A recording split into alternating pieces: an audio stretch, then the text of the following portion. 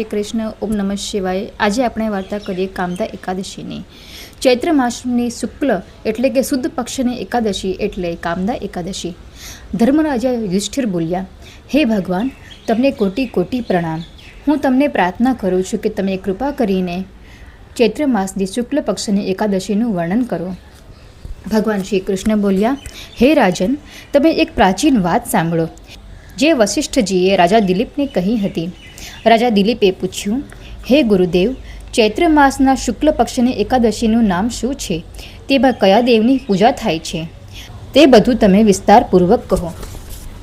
મહર્ષિ વશિષ્ઠજી બોલ્યા, હે રાજન, ચૈત્ર માસના શુક્લ પક્ષની એકાદશીનું નામ કામદા એકાદશી છે. તે બધા પાપોને નષ્ટ કરે છે. તેના પુણ્યના પ્રભાવથી સમસ્ત પાપ નષ્ટ થઈ પુત્રની પ્રાપ્તિ થાય છે. આ વ્રતથી કુયોની છૂટી જાય છે અને અંતમાં સ્વર્ગની પ્રાપ્તિ થાય છે. હવે હું આનું મહાત્મ્ય કહું છું, તે ધ્યાનપૂર્વક સાંભળો.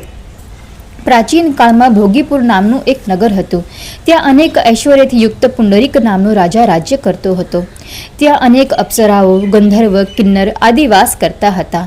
એ જગ્યા પર લલિતા અને લલિત નામના સ્ત્રી પુરુષ અત્યંત વૈભવશાળી ઘરમાં નિવાસ કરતા વિહાર કરતા હતા.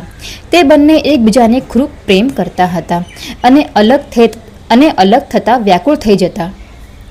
એક સમયે રાજા પુંડરીક ગંધર્વ સહિત સભામાં શોભાયમાન થયા હતા. ત્યાં લલિત ગંધર્વ પણ એમની સાથે ગીત ગાતો હતો.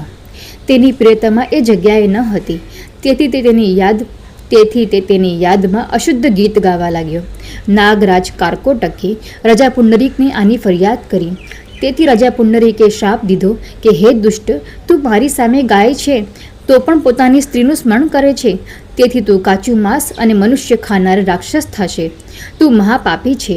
હવે તું તારા કર્મનું ફળ ભોગવ. રાજા પુંડરીકના શાપથી તે લલિત ગંધર્વ તે ક્ષણે એક વિકરાળ રાક્ષસ બની ગયો. તેનું મુખ ભયાનક થઈ ગયું. તેના નેત્ર સૂર્યચંદ્રના સમાન પ્રદીપ્ત થવા લાગ્યા. મોંમાંથી અગ્નિ નીકળવા લાગ્યા. તેના મસ્તક પરના વાળ પર્વત પર ઉગેલા વૃક્ષોની જેવા લાગતા હતા. તેની બંને ભુજાઓએ બે યોજન સમાન લાંબી થઈ ગઈ. તેનું શરીર 8 યોજનનું થઈ ગયું. રાક્ષસ થઈ જવાથી તેને મહાન દુઃખ મળવા લાગ્યું અને તે પોતાનું કર્મફળ ભોગવવા લાગ્યો.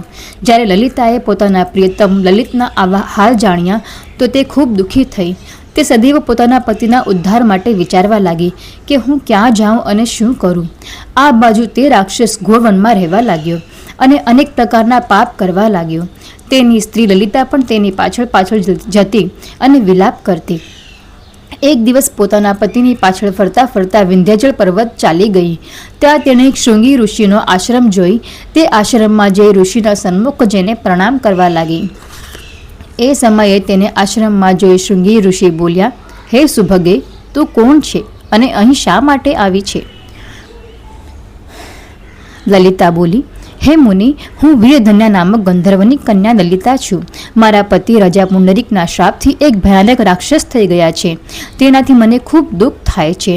તમે તેને રાક્ષસ યોનિમાંથી છૂટવાનો કોઈ ઉપાય બતાવો. ત્યારે શૃંગી ઋષિ બોલ્યા, હે ગંધર્વ કન્યા લલિતા, તું ચૈત્ર માસ શુક્લ પક્ષની એકાદશી, જેનું નામ કામદા એકાદશી છે, તો એનું વ્રત કરવાથી મનુષ્યના સમસ્ત કાર્ય શીઘ્ર જ થઈ જાય છે. જો તું આ વ્રતનું પુણ્ય પોતાના પતિને આપશે તો તે શીઘ્ર જ રાક્ષસ યોનિમાંથી છૂટી જશે અને રાજાનો શ્રાપ શાંત થઈ જશે. મુનિના આવા વચન સાંભળી લલિતાએ આનંદપૂર્વક તે વ્રત કર્યું અને દ્વાદશીના દિવસે બ્રાહ્મણોની સામે તે વ્રતનું પોતાના પતિને આપ્યું અને ભગવાનને પ્રાર્થના કરવા લાગી, હે પ્રભુ, જો મેં આ વ્રત કર્યું છે તેનું ફળ મારા પતિને મળે, જેથી તેની રાક્ષસ યોનિથી શીઘ્ર જ છૂટી જાય. એકાદશીનું ફળ દેતા તેના પતિ રાક્ષસ યોનિમાંથી છૂટીને પોતાના મૂળ સ્વરૂપમાં આવી ગયો. તે અનેક સુંદર વસ્ત્રો અને આભૂષણોથી અલંકૃત થઈને પહેલાંની જેમ લલિતાની સાથે વિહાર કરવા લાગ્યો. કામદા એકાદશીના પ્રભાવથી તે વધુ સુંદર થઈ ગયો.